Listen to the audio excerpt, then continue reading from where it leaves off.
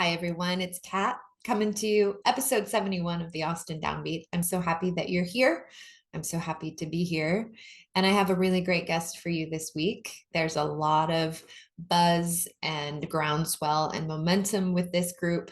And I'm really happy to finally have sat down with them and have a nice, relaxed chat and bring that to you guys. But first, we have quite the rundown. Um, let's see, let's get started. This covers October 3rd through the 9th. This does also cover well, just also so you know, the first weekend of Austin City Limits Music Festival is in this time frame. But outside of that, you have on October 3rd, former guest Katrina Kane is at Geraldine's. Bonnie Whitmore is at the Continental Club. On the 4th, the West Texas Exiles, they've been on the show. They're at the Continental Club. So much fun to see. Restos, I believe, is going to do some more dates at Sea Boys. So they're there that night. Andrea McGee on the 6th is at Guero's Taco Bar. And on the 7th, get a pen. Okay, here we go. Sour Bridges is at Ghost Note Brewing. All of these are on the 7th. Van Wilkes is at the Shore Raw Bar. Kelly McWee is at the Hill Country Galleria. David Hamburger is at New World Deli. Corey Hudson in Good Company is at Saxon Pub. Madame Radar is at Lucky Rabbit. Jane Leo, back from tour. They're at 310 ACL.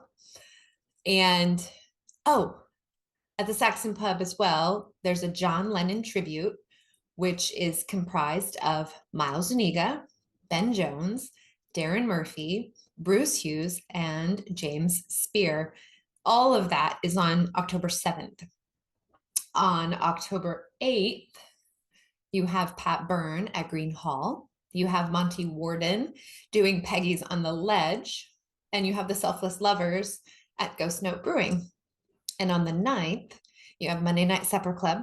You have at El Mercado South. You have Brian Wolf at the Driscoll. So good. Bob Schneider at the Saxon Pub. And that's your rundown. I'm going to jump into it because that was a long one. My guests tonight are Madame Radar, a band that I've been watching for, ever since I started this show. So 2 years now. And I will say that the word momentum comes to mind. There's definitely this momentum with them, watching them grow and grow and grow and play more, play outside of Texas, etc. Madame Radar is comprised of Kelly Green, Violet Leah, Kody Lee, and Jace Cadle. And it's a real family. And I don't just say that, I mean that, because you have husband and wife, you have brother and sister, and then you have 2 fiancés. So there's a lot of beautiful family mixed in there. And it's really cool to see them all sit down together and have a conversation together and learn how they make that work. Also with the 4 of them,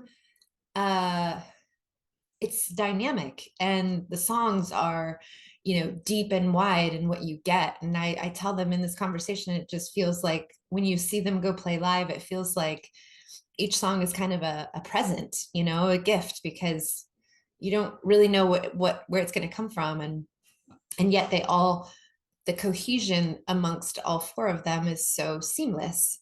So it's very unique and really fun to go see them live. Speaking of that, I mentioned in the rundown on the 7th, they're at Lucky Rabbit. They're also doing a single release on the 13th of October. So a little hot tip on that. So get yourself to the Saxon Pub on October 13th, and you can be at their single release. Their next single is called Bamboo Chops, and it's about Rambo. It's about Rambo. Of course it's about Rambo. I love them so much. Anyway, they are so much fun to watch. They're so fun to talk to. I hope you enjoy this conversation. You have to go get out and see them live. They're just too much fun. So that's it. I will be quiet and let you see it. So without further ado, this is Madame Radar. Here we go. Welcome, Madam Radar, to the show. It's about time. I'm so excited to have you all on. Welcome. Cheers. Yes. Um, yes, you guys have been, so in my reality, you guys have been just rising and rising and rising. Does it feel that way for you? Because I know there's two different realities, because you're the ones that are on tour and playing all these shows, but I feel this momentum. Do you guys feel it too? Yes, actually, we've been at this a while, and I do. It feels kind of like a snowball. It, Yeah. this year, it has. I don't know. It's felt different than every year before. It's also kind of like whenever you have like a pet or a child and you're with them every day, you don't always see how much they grow until someone walks up and goes, "Oh my God, they're so big," and you're like, "Oh, really?" Yes. Yes. I was curious, I was thinking about you guys today and this week a lot, but today a lot, and thinking like, gosh, it's such a different reality perspective, I'm assuming, for you guys, because you are so in it. And I'm curious, do you meet and have band meetings, because you all are also family and intertwined in so many other cool layers? Do you also have like business meetings and make these plans and set goals, and how intentional and strategic is it versus just also the fun of it? Because you guys also look like you're always having a lot of fun. You're so fun to watch. Yes is the short answer. We do have strategic meetings depending on like if we know we want to put out a new song or a new album, or if we have a big show coming up, or if maybe we have an idea for a different kind of show that's not just in a venue. Like we're about to put on an art show. There's a lot that goes into that. So we'll sit down and have one good meeting, kind of lay out what that looks like, what our timeline should look like. And then from there, everyone is good at different tasks. So we just kind of gravitate to what we know how to do best. Yeah. And that to work really well for us. But also, we're in the van a lot. Yeah. So we have a lot of meetings just being like, oh, hey, have you thought about this? Or maybe we should reach out to this person. Or, oh, I had this random conversation. Do you want to follow up? Like, Yeah. And Who it's definitely a boardroom. Yeah, who has what strength? Who's like the one that's organized and keeping the notes? I feel like it's Kelly. I do a lot of that side, but everyone kind of has like their own thing. I don't know. Yeah. There, honestly, it's so much work to really make this happen that I'm so surprised at how many people, like our friend Andrea McGee, is really talented at just kind of owning all of those hats. And Mhm. for me, I love that I can rely on them for so many things, and it makes me feel like I can really focus on the things I'm good at. And I Mhm. thrive better doing that. And I feel like we all kind of, I don't know, live in that world. It's good Yeah. to share the work. Yeah. Jace, what do you feel like is your strength to the team? Um, He's the money man. yeah, maybe just talking to people about investment, definitely. Um, Yeah. I get to drive a lot, but it's just because it's just like it's precious cargo, so you want to make sure that whoever's driving is responsible for us. So it's just kind of Yeah. making sure we get there in places like that. Like she said, everyone has their thing. Cody's amazing at video editing and is kind of coming to his own with anything you've seen with like the Hands music video. That's Kody and all that stuff. And it's just And Violet's really good at helping us like craft in our harmonies and work out yeah, parts and make sure that we're dynamic. And I don't know, it's like, just the yeah. thoughtful approach to everything we do. Everyone kind of has their fingerprint on a little bit of everything. So Yeah. Well, I will tell you from a observer, you are crushing it and you're doing all the things and they're coming across. So just some validation on that. I was thinking the word dynamic came to mind today, actually, because I was listening to, a wide variety of your music and, and age of music. And I love the voices. I love the depth and the width that using all four of your voices gives. Like just when you sort of think that Madam Radar is this, you guys come up with a left hook and it's deeper and wider and different. Um, Obviously that's on purpose. Obviously you guys thought about that. I like it because it doesn't it doesn't let us get too comfortable. And I would imagine from your perspective, it gives you a lot more freedom just for future and songs and releasing and writing. Is that how it feels? Absolutely. Yeah. I think it's kind of a blessing and a curse. It's a blessing from the sense of we get to be free with our creativity, and our audience really receives that well and understands what we're going for. But it's kind of a curse for the sense of record labels and booking agents don't really know where to put us because we fit into a lot of places. So they can't really categorize what we do and just go, okay, this is what you are, this is where you go. They're like, I don't know what to do with you because you're multiple things, and it's not pushing one face forward. We're very much a team. Like, we're the Justice League. We're not just Batman, you know? Yes. That was the nerdiest thing I've ever said. That's going to be our little clip right there. No, I'm just kidding. What was I going to say? I think that I can see both sides. I can see where it would be a blessing and a curse, but Kody, if you film and you do your bits of your editing of those live shows and the show that you put on, I feel like as a venue owner, I'm going to book someone that makes everyone dance, that gets everyone going. And you guys do that. You also put on such a show and you're so fun to watch. So I feel like I can see it from the music side, but also just the result of people watching you. Like anytime I've seen you play, it's just been like, just look at the crowd. That's just what people want to see, it's just like, look at the crowd and see how they react. Let's talk a little bit about just each of you as individuals and tell me the story. I do love to take a couple minutes maybe for each person and just talk about how you got here high level to this place. Jace, do you want to start out? Sometimes when I'm just talking to one person, we would talk about little Jace. But there's 4 of you, so we'll do the abridged version. There really was no musical little Jace. I definitely came into this in my early 20s as more of a therapy for just getting through life and what was going on with my whole general situation.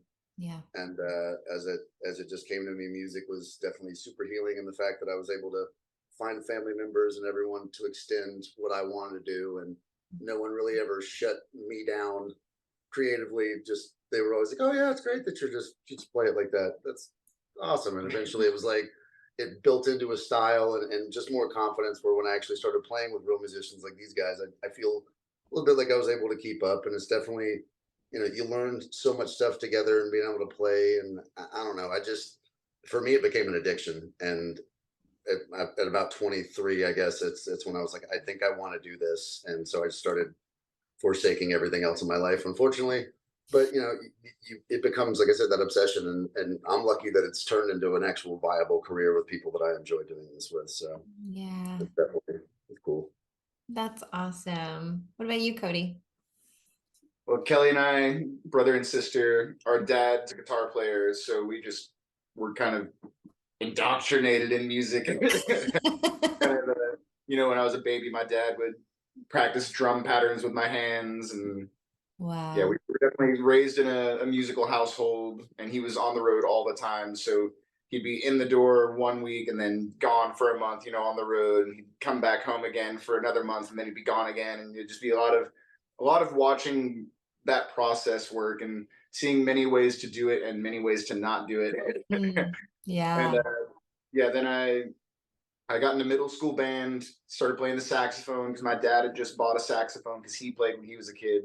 Nice. And that really, I think, jump-started my seriousness about playing music. It was really just had a good band director in high school who really was like, you can do this for a living. If you follow music, you can really actually do something with this. And I went to college for it, got a degree, came straight out here and started making rock music. I love it. I love it. Violet, what about you? Kind of similar, I guess. I just always loved art and poetry and that whole thing. And so I started off like reading a lot of poetry and then illustrating my own poetry. And then when I got into middle school, I discovered I really loved music and was good at like choir. That was like my thing. And I just continued down that path, and went to college for opera, and then decided I wanted to do contemporary music instead. And and yeah, just been jumping from band to band ever since. I love it. Now you're home. Kelly, what about you?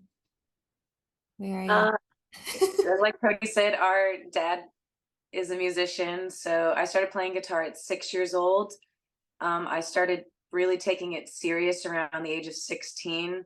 And I think I was like 18 or 19. And my brother started a band before I did. And I was like, it made me realize how much I wanted to do it. And there was like a little part of me that was jealous.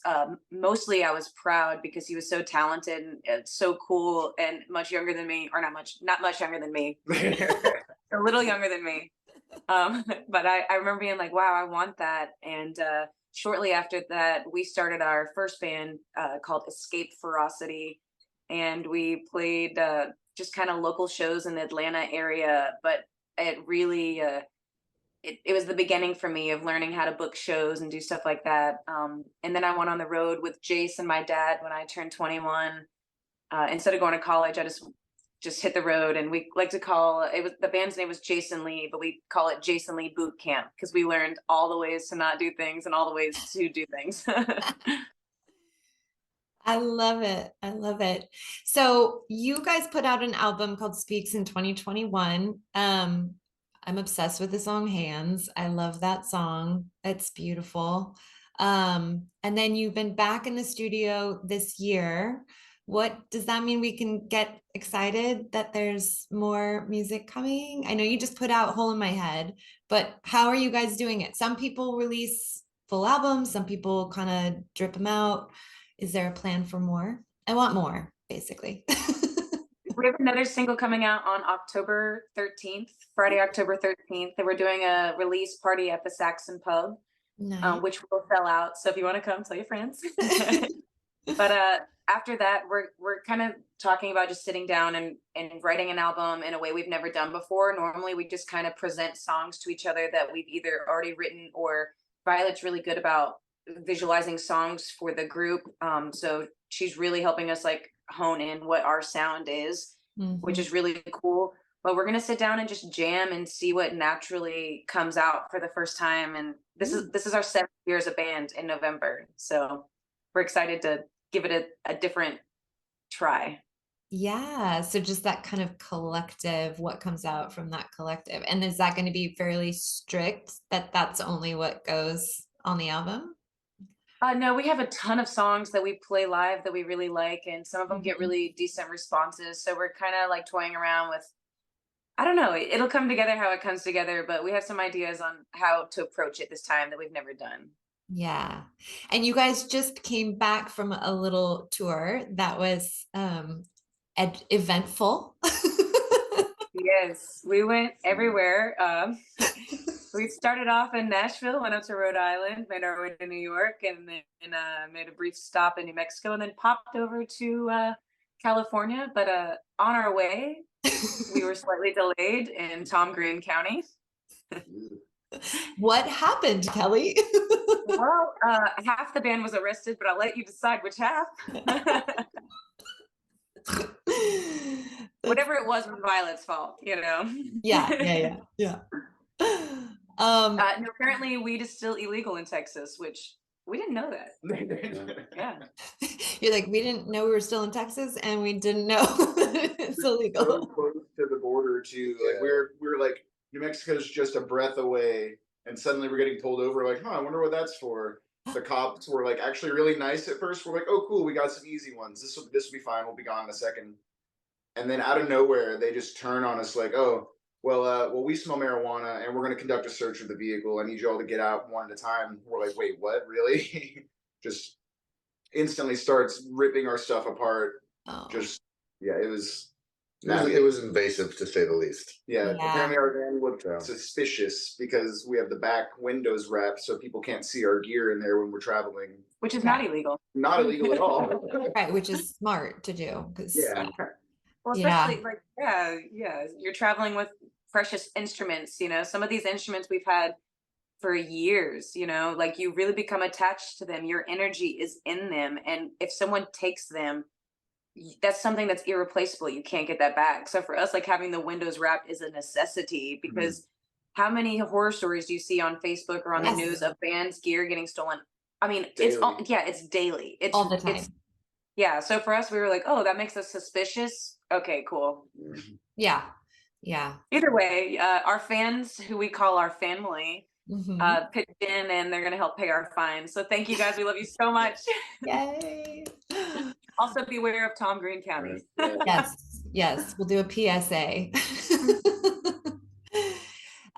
So you do spend a lot of time in the van and you're all together, and then you have two dogs, right? That also travel with you. I just love seeing your photos, and I love keeping up with your travels. What are some tips that you have to have successful van life on tour with 4 people and 2 dogs in a van? No, we actually have a really good system. Do you want to break it down? Walk us Roll the through. window down before you fart. Yeah. You what? Roll the window down before you fart. Yes. That's a Oh, good. you were talking about. She's talking about our driving system. Like we'll drive 2 hours, then the driver switches to the passenger seat to navigate, and Nice. then the person that was there moves to the back to sleep. And then just every 2 hours we cycle who's driving. So we'll go 30 hours straight through like nothing. Yeah, Yeah, no stopping, just go all the way. that's awesome. And then how do you guys, since you spend so much time together, I've heard of bands that do therapy together. How do you take care of yourselves just as, the relationship part of being a band? Because I had the managing director of Sims on, and she was like, "Oh yeah, I have plenty of bands that come and have, help that get therapy to kind of work things out." Do you guys see that as being something that, needs to happen, or just does it just sort of naturally We work? already naturally talk to each other. Everyone has kind of their dynamic with each other individually, like all around, and we find a way to communicate things, especially when it's bothering one or two of us, and it's even though it's difficult, like it everyone's real receptive too, because we've all done this for so long that Yeah. you know what you don't want to deal with, and all of the bullshit that comes with shows already that can just pile on you and go, oh, this affects the show. It's like, well, we like to, trying to counter that just by being positive and having fun and making sure that when we show up, we're polite to everyone around us and we do the things that we need to do. And if one of us isn't pulling the line, we've been together for 7 years now, so it's like, you can trust each other. You know the bullshit. And if someone is kind of having a fucking shitty day, everyone kind of rallies around him in a funny way and like and Hmm. just tries to uplift as much as you can. You know what I mean? And like because that is the big thing. It looks like we're having fun because we are having fun. None of us got into this to have a fucking job. You know what I Mm. mean? So it's like I want to on stage feel free and comfortable to do what I want to do, and having the people around you, especially in the tougher situations that you can rely on when it's been really hard to get to the stage, that everyone's still hustling and knows at least it's about taking care of each other, and like you just feel good in that. So it's I don't know, like yeah, sorry, that was a long answer for that, but yeah, we just try to talk to each other as much as we can. Yeah. Yeah. I mean, it's like any relationship, right? And you guys have Very yeah. multiple layers of relationship inside of the band relationship. So I think that's good to hear, that level of communication and openness and trust. I Gotta guess have it. bands could go to therapy if they can't talk to each other. Like sometimes you need a mediator. So Yeah. Yeah. Yeah. What let's see, you've been in the band together for 7 years. What I was talking to someone on the show a couple weeks ago, and we were talking about navigating the business, setting goals, but at the end of the day, what you're doing right now kind of has to be enough. Where do you guys sit with that in relationship to just being happy with where you're at and playing music and doing shows? What's your relationship with just, what equals success to you guys? There is no destination, right? It's right. just every day. So curious what you guys think on that.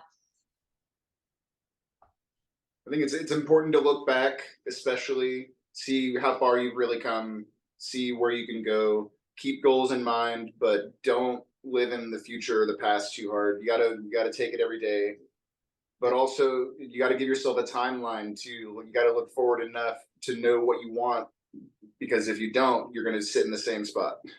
Mm-hmm. You gotta be prepared to really evaluate yourself kind of constantly, but that can be negative too. You gotta do it positively. Mm-hmm. And see your strength. Moderation for both of those things, realizing that where you are is success. And if you're able to do this comfortably, like we live on our music. Right. So, that's my definition personally of success. Now, I'd love to be, I guess Lady Gaga famous and money wise someday, where people are giving us acting roles and trying all this crazy stuff. But at the same time, I'm not sure all of us really got into it for the fame side of things. Mm-hmm. We really do enjoy playing music, and we want to do this now. Like I said, I'd love to have that kind of success where we can take care of other people and really give back. But Mm-hmm. ultimately, that's a really hard dream to attain, right? And it's like, if that's just what you're doing it for, then yeah, you're gonna feel like a fucking failure all day long, and you're gonna be like, well, because my bar is that. Mm-hmm. Like, man, that's such a small percentage in niche of who gets to be that. Mm-hmm. Everyone else gets to actually be kind of successful if you're comfortable with growing and having a fan what's base. Successful to me too is I honestly cannot tell you how many times we've had people reach out to us by email or by leaving a note that say, "You saved my life." We had a guy that literally said, "I emptied out all my bank accounts. I was ready to kill myself. I was literally at that point. I gave away everything that I cared about. And the night I was going to do it, I thought, why not go watch live music one more time?" And that night, Violet saw him and was like, "Hey, how are you?" Gave him a hug and looked him in his eye, said whatever nice thing she said to him, acknowledged him as a person. And literally, he's on this planet still because of that exchange and because our music made him feel something when he felt nothing. And for me, I'm like, if we can do that, I feel like we fucking saved that dude's life. And we do that nightly. There's so many people that say, "I had nothing until I found the community that you gave me." And for me, I'm like, well, you gave us that community, and that's why we call our fans the family, because it's not just people that show up at shows. It's people that literally mean something to us and that we know our music affects them on more than just like oh, this is fun party time level. Mm-hmm. It's like, I think we have as much fun soul. watching them kind of interact with each other and bring each other into the fold, and everyone just it like she said, it becomes a little family, and it's just like, holy shit, this is super cool. Bunch of outcasts that built a community together. You'll see a new fan come in that's kind of like a little awkward, and then a fan will just be like, "Hey, you can sit at our table." And then the next show you're at, they have a whole new circle of friends. Mm-hmm. And then they're inviting people to join them, and they all know each other.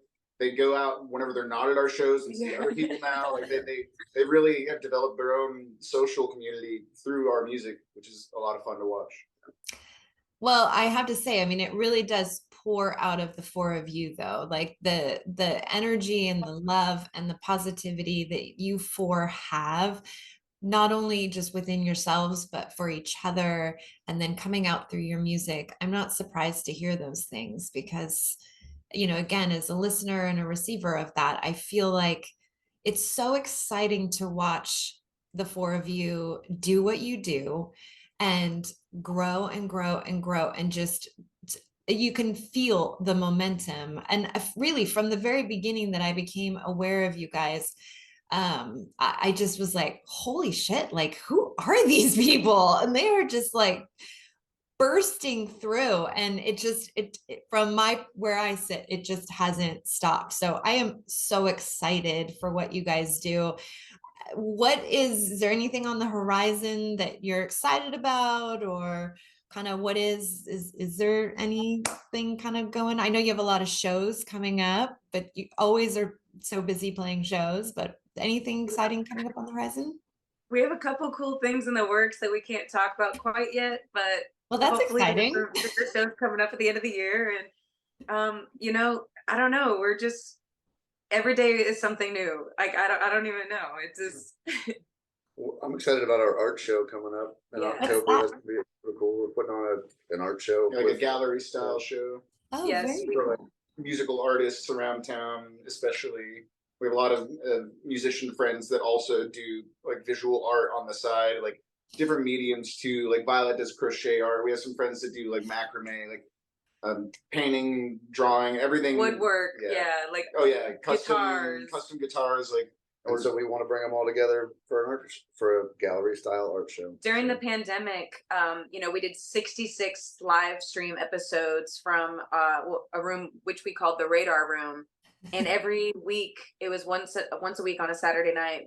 We would rotate on who would create an art piece, and we would auction it off, and that was one of the ways that we paid all of our bills. And it's something that after the pandemic, we kind of lost a little touch in, well, except for Violet, she crochets like everything all day long. I know she does. So we were like, wow, we really want to, bring this back, but also celebrate the other artists in our community that are also musicians or just, surround themselves in music in their art. So on October 21st, we're going to be in Leander at the Goose on Lime Creek. Yes. Yeah, it's going to be a really cool show. There's only 75 tickets available, and I know we've sold a bunch of them. So I encourage people to come out and support local art. So there'll be food, drinks provided by Iron Wolf and Blue Northern, and we're doing a small set right around the sunset. So it's going to be really cool. That is brilliant, really, because you're right. Creatives are usually creative in more than one way, and this is such a cool way to kind of expose that for people. I love that. Okay. Hang out with our friends. Yeah. Yeah. And it's a great way just to like hang. I love it. All right. If you were to describe Madame Radar, maybe for people that have not heard you play or seen you play in 3 words, what 3 words? You can all have different 3 words, but how would you describe Madame Radar in 3 words? What's the first thing that comes to mind? Kaleidoscope of sound. Ooh, okay. Kody setting the bar high. Good luck, fuckers. Another 3 words.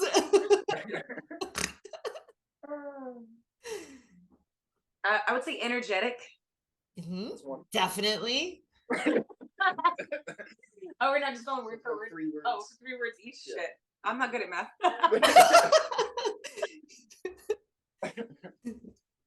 Premium. That was a quote from a movie or a show we just watched, but I can't remember. Violet, you're thinking hard. Kaleidoscope of sound. Nice.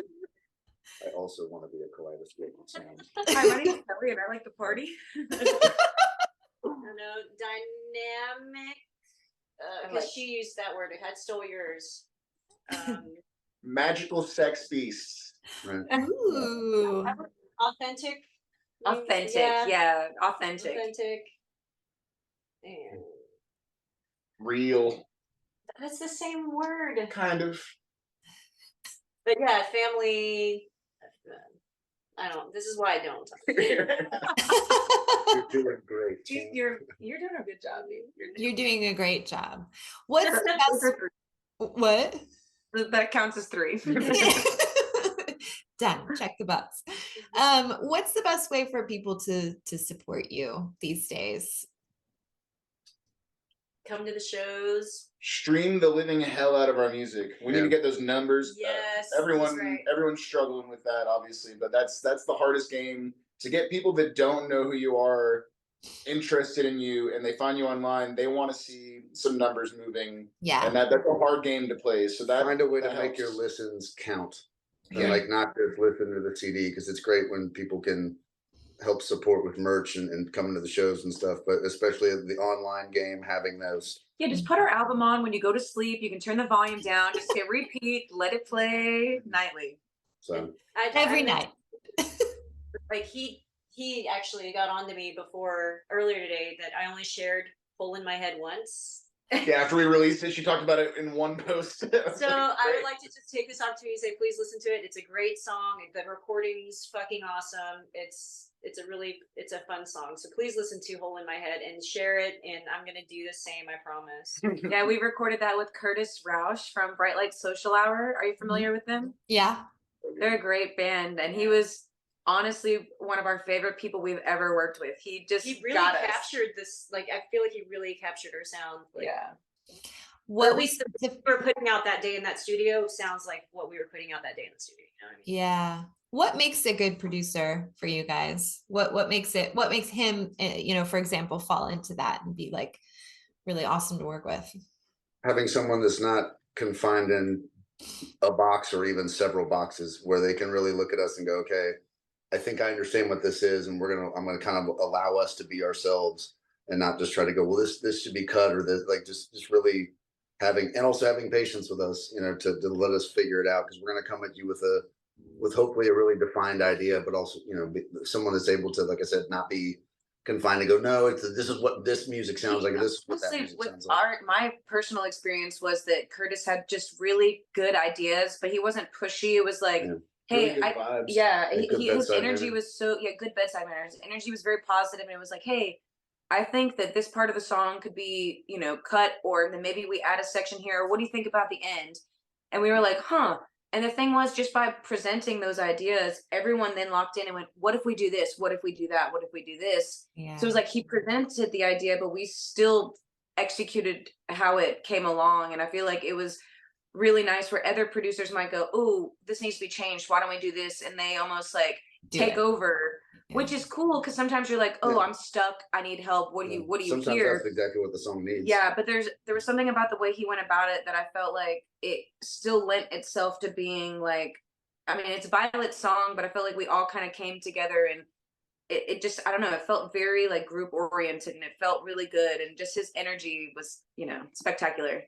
Yeah, makes a big difference. I've been in sessions, and I guess maybe the first time I was in a session, I didn't realize how much power a producer could have over a song, and how much they could actually change it, and kind of divert it to whatever. So maybe people don't realize that that's part of what a producer kind of Definitely an art can in do. and of itself. Yeah, for sure. I've had Frenchie Smith on, and we talk all about that. And he's amazing and so great. But yeah, that's awesome. We've been really lucky that we've got to work with a lot of really Yeah. great producers, like, and everybody operates differently. Mhm. So it's just, but yeah, Curtis was really, it was just cool to try Yeah. him out. And Shout out to Gordy Quist, who did our last album. He did a great job on both of our last albums. We'll definitely work with him again in the future. We're kind of in like a taste testing period right now, where Yeah. we're finding different people, but we also just recorded our newest single with Steve Shady, who does like all of Willie Nelson stuff. So, and he was so much fun to work with. He also did Sublime's big record. He did Los Lonely Boys. Lizzie McGuire. And yeah, and Hillary Duff. There you go. Say no more. He was awesome. It's quite a catalog right there. Is that the one that's coming out in October? Yes. Yes. And can you say the name of it or no? Yes, Bamboo Chops. Bamboo Chops. There you go. It's a song about Rambo. I love that. I love that. It feels like there's just because there's four of you, because you all give so equally, and it's such a team. It's like, again, it just makes it so interesting, and each song is like, it's like a surprise, like a present, like, ooh, what are we gonna hear now? It's really fun as a listener to have that, because that's you don't get that all the time, so it's very refreshing. And I love that about you guys.